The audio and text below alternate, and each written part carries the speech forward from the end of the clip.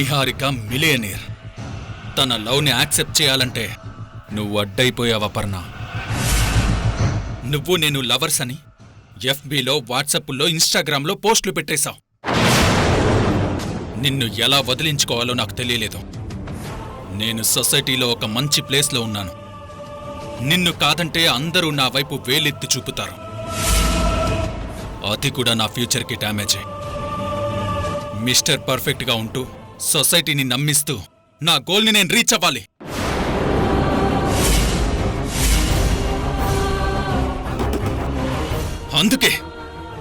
అందుకే ఈ వ్యూహం పన్నాను. నీకో లవర్ని క్రియేట్ చేశాను. సొసైటీలో నీ స్థాయిని దిగజార్చాను. వాడు నీ ప్రియుడిగా నేను క్రియేట్ చేసిన రాజేంద్ర.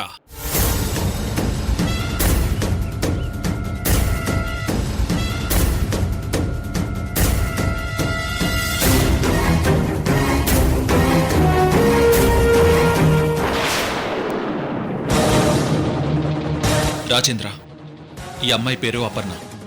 నువ్వు హంట్ చేయాల్సింది ఈ అమ్మాయిని. ఈ అమ్మాయి నీకు ముందే తెలుసా? లేదు సార్, ఇంతకుముందు ఎప్పుడూ చూడలేదు. మర్చిపోకూడదని మళ్ళీ చూస్తున్నానంతే. ఓకే, ఈ అమ్మాయిని నేను ఒక వెబ్లో ఇరికించబోతున్నాను. దానికి నువ్వు సాయం చేయాలి.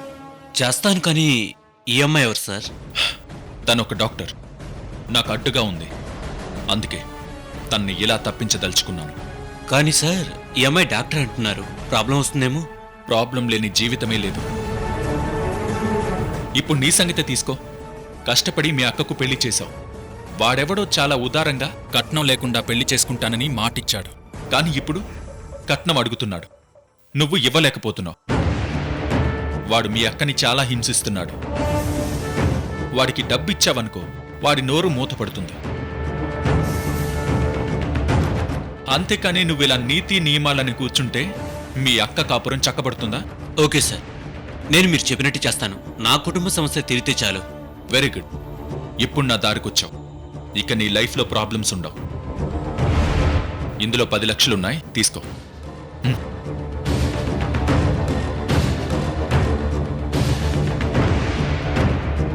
నువ్వు నేను చెప్పినట్టు కరెక్ట్గా చేస్తే నీకు ₹1,00,00,000 ఇస్తాను. Thank you sir. ఇప్పుడు నేనేం చేయాలో చెప్పండి. నువ్వు ఈ అమ్మాయి వెంటపడు. ఈ అమ్మాయి నువ్వు కలిసి ఉన్నట్టుండాలి. Okay sir. నువ్వు ఏం చేయాలో ఎప్పటికప్పుడు నేను చెప్తూ ఉంటాను. నువ్వు అలా చెయ్యి. ఓకే సార్, మీరు నా పాలిటి దేవుడు. మీరు చెప్పినట్టు చేస్తాను.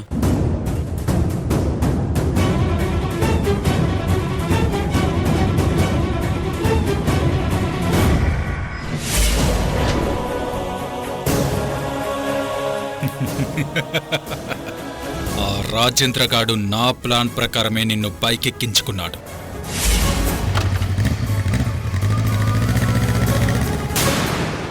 ప్లాన్ ప్రకారమే నువ్వు కూర్చున్న హోటల్కి వచ్చేలా చేశాను. నీతో కలిసి భోజనం చేసేలా చేశాను. సీసీ కెమెరాలో రికార్డ్ అయ్యేలా చేశాను.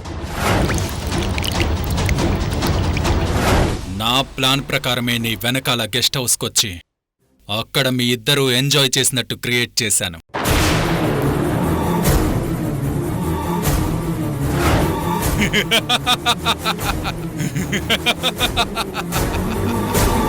నువ్వు మా స్పైడర్ వెబ్లో ఇరుక్కున్నావు.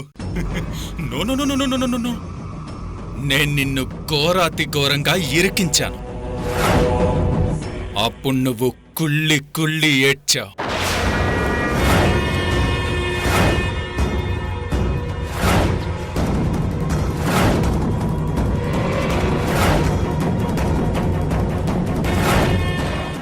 నీకింకో నిజం చెప్పనా?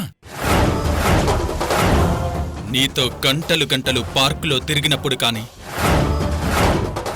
నిన్ను హక్ చేసుకున్నప్పుడు గాని రాని ఆనందం నువ్వలా ఏడుస్తుంటే వచ్చింది. నువ్వు ఏడుస్తుంటే వచ్చింది. I like it. In fact I love it.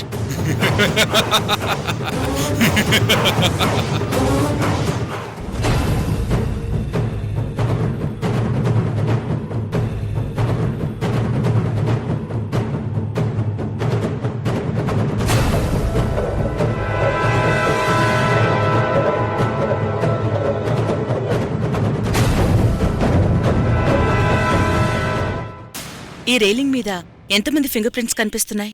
చూస్తుంటే ఇవన్నీ ఒక వ్యక్తి ఫింగర్ ప్రింట్స్ లాగే కనిపిస్తున్నాయి మేడం. అప్పుడైతే నేరస్తుని పట్టుకోవడం మరీ ఈజీ అవుతుంది. అవును మేడం. మీరు అనుమానిస్తున్న వ్యక్తులందరి ఫింగర్ ప్రింట్స్ తీసుకువస్తే వాటిని టాలీ చేసి అసలు వ్యక్తిని పట్టుకోవచ్చు. ఈ వేలిముద్రలు మనం నెట్లో వెతికి ఎవరివో పట్టుకోవచ్చా? పోలీస్ వెబ్సైట్లో వెతికి తీయొచ్చు మేడం. కానీ అతను పోలీస్ రికార్డ్స్లో ఉండాలి. ఆ పనిప్పుడు చేయొద్దు. ఆ వ్యక్తి బహుశా పాత నేరస్తుడు అయి ఉండడు. ముందుగా మేము కొంతమంది వేలిముద్రలు సంపాదిస్తాం. అవి టాలీ చెయ్యాలి. వాటితో సరిపోతే అప్పుడు చూద్దాం. Okay madam.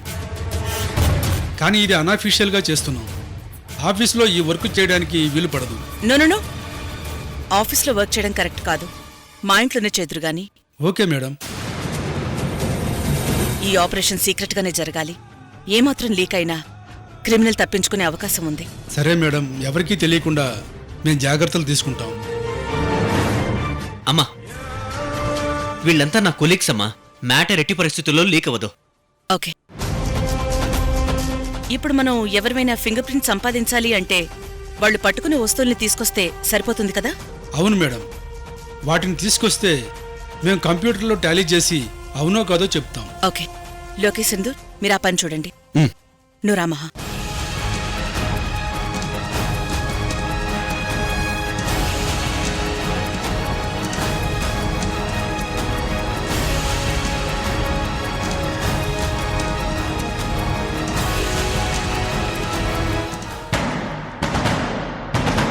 ఆ రాజేంద్ర గాడికి తెలీదు. వాడు పూర్తిగా నా సాలెగూట్లో చిక్కుకున్నాడు. వాడికి కాదు, నేనేంటో నీకు కూడా తెలియదు.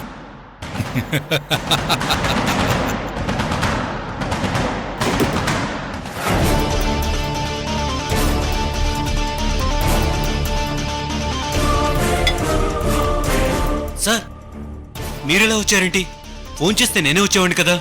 రండి సార్, కూర్చోండి. నో ఫార్మాలిటీస్ రాజేంద్ర, అలాంటివేం పెట్టుకోకు. ఇప్పుడు మనిద్దరం ఒక్కటై. ఇంతకీ ప్లాన్ ఎంతవరకు వచ్చింది? మీరు చెప్పిందంతా పర్ఫెక్ట్గా అమలు చేశాను సార్. అందరూ నన్ను అపర్ణ లవర్ అనుకుంటున్నారు. అందరూ నమ్మేశారు. కరెక్ట్. నేను చెప్పినప్పుడు అంతా పర్ఫెక్ట్గా చేశావు. కానీ ఒక తప్పు చేశావు. తప్ప? ఏంటి సార్? నన్ను నమ్మడమే నువ్వు చేసిన తప్పు. అపర్ణకి ఉరిశిక్ష పడాలంటే నువ్వుండకూడదు.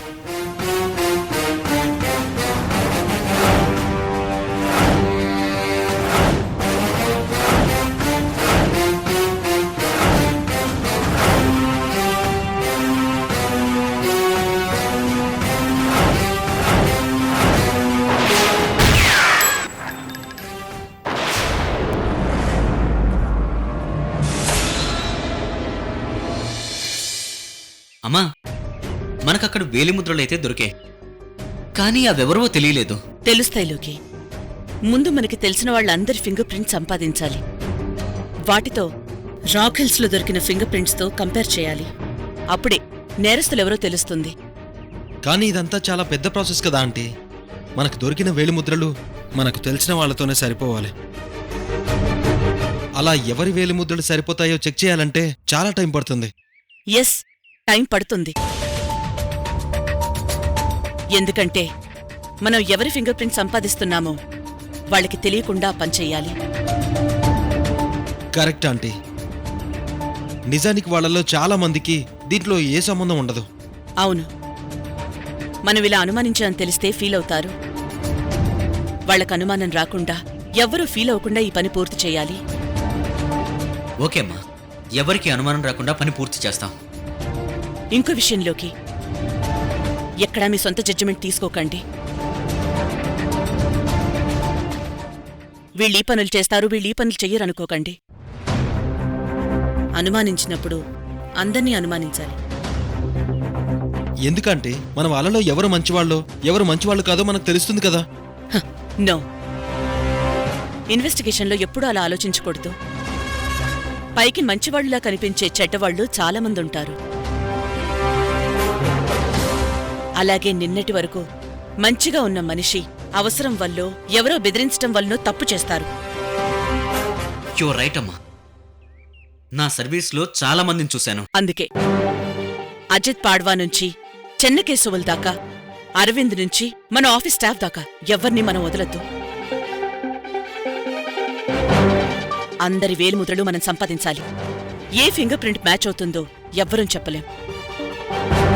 అలాగేనమ్మా. సింధూర్, దామినికి ఎట్టి పరిస్థితుల్లో ఈ విషయం తెలియకూడదు.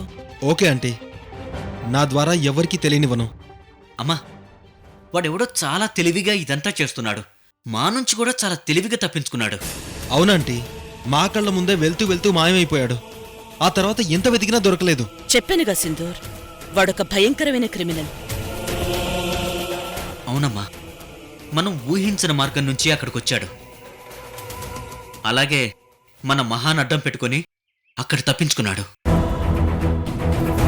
మనం ఆ ప్లేస్ ని 3 సైడ్స్ కవర్ చేశాం.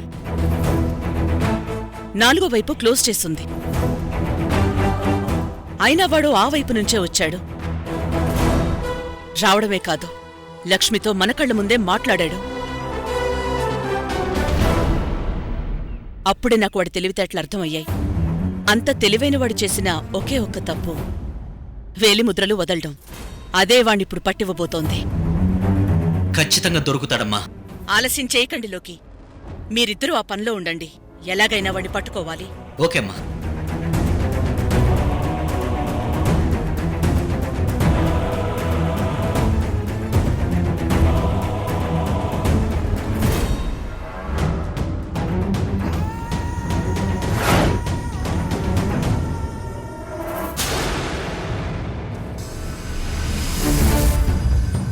అసలు ఇదంతా ఎలా జరిగింది? నేను ఆ వ్యక్తిని అక్కడ కలవబోతున్నట్టు తనకెలా తెలిసింది? ఛ! కరెక్ట్ టైంకి అక్కడికొచ్చి మొత్తం డిస్టర్బ్ చేసింది.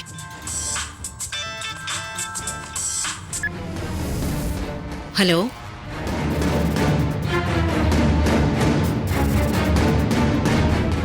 హాయ్ లక్ష్మి గారు. ఐఎమ్ సారీ అండి. I'm very very sorry.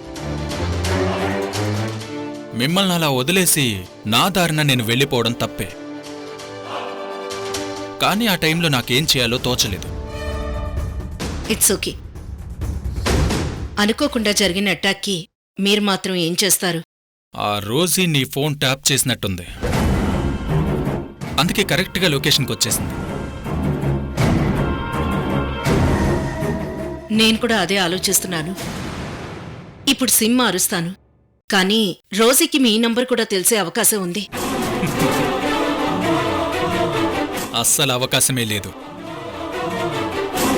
ఇన్ని జాగ్రత్తలు తీసుకున్న వాణ్ణి కేర్ఫుల్గా ఉండనా? మీరు దొరికిపోయారని అనుకున్నాను, కానీ రోజీ బలహీనతని భలే అడ్డుపెట్టుకున్నారు. ఆ మహాలక్ష్మి అంటే రోజీకి ప్రాణం. ఆమెకే చిన్న గాయం జరిగినా రోజీ సహించలేదు. ఆ విషయం నాకు తెలుసు. ఆ మహాలక్ష్మి నన్ను చూద్దామన్న ఆతృతతో దగ్గరకొచ్చింది. నేను తప్పించుకోవడానికి తనే నాకు అవకాశం ఇచ్చింది. ఓకే, ఇప్పుడు నెక్స్ట్ ప్లాన్ ఏంటి? తర్వాత చెప్తాను. ముందు మనం ఇంతకు ముందు అనుకున్న వర్క్ చేయండి. బై ద వే, నిన్న జరిగిన సంఘటన మన బిజినెస్ డీలింగ్స్కి అడ్డు కాదు కదా? నెవర్. ఆ రోజీ పతనం అయ్యే వరకు మన ఫ్రెండ్షిప్ కంటిన్యూ అవుతుంది. థ్యాంక్ యూ లక్ష్మి గారు. ఆ రోజీ పతనం చూడాలన్న మీ కోరిక అతి త్వరలోనే నెరవేరుతుంది.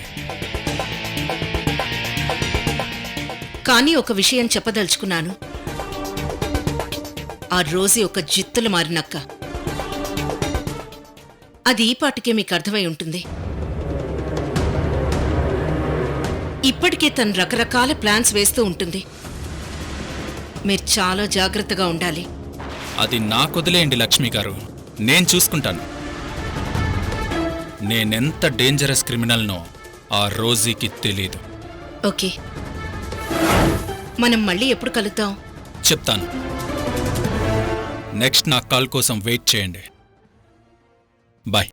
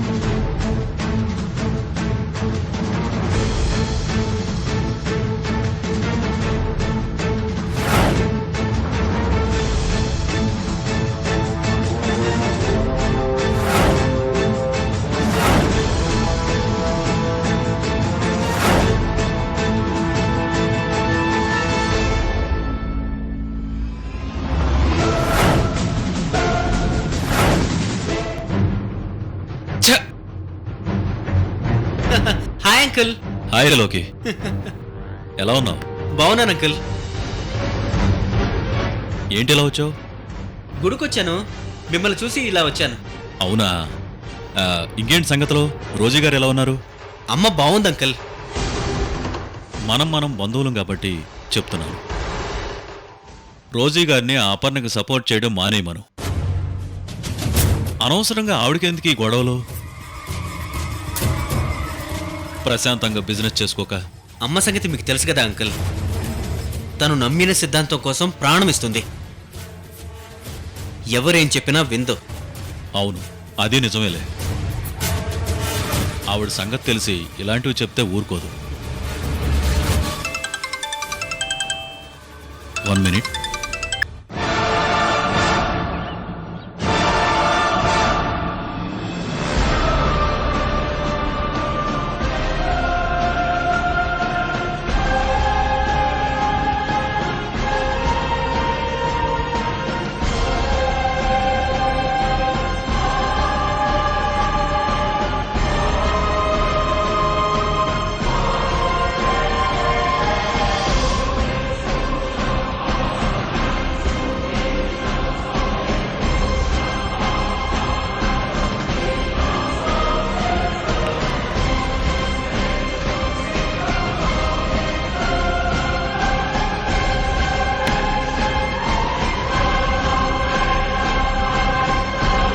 నేను ఇప్పుడే వస్తున్నాను, వాళ్ళని అక్కడే ఉంచు. ఓకే లోకి, నాకు అర్జెంట్ పనుంది, మళ్ళీ కలుస్తాను. Okay uncle.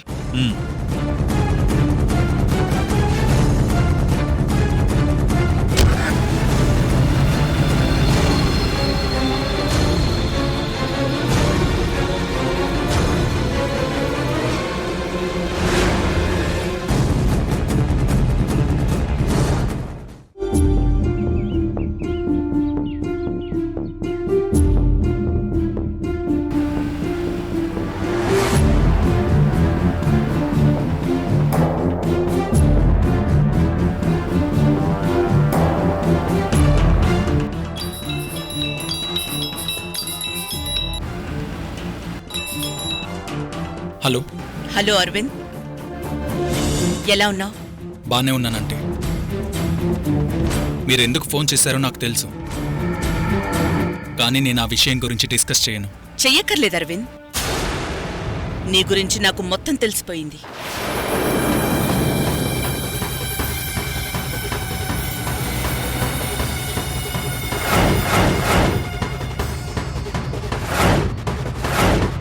నీ గురించి నేను వేసుకున్న అంచనాలన్నీ తలకిందులు చేశావు.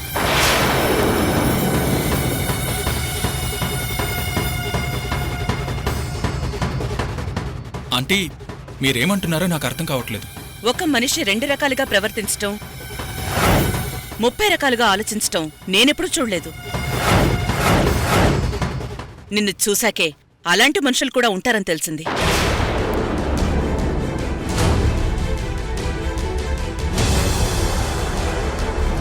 మై గాడ్, ఏమంటున్నారు ఈవిడ? నా గురించి ఈవిడికి పూర్తిగా తెలిసిపోయిందా?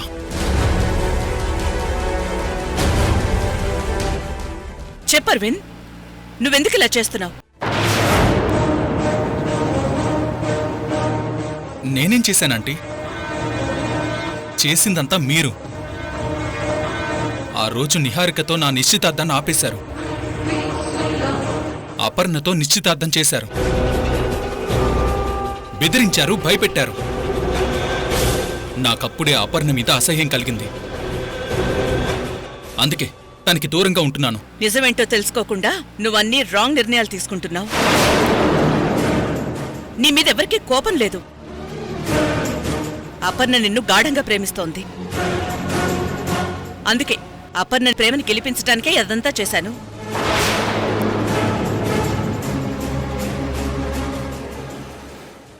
ఒక కిల్లర్తో నా పెళ్లి నిశ్చయించారు.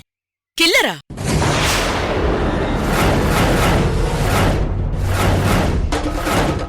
అపర్ణ మీద కిల్లరని ముద్ర వేసిందెవరో నాకు తెలీదనుకుంటున్నావా?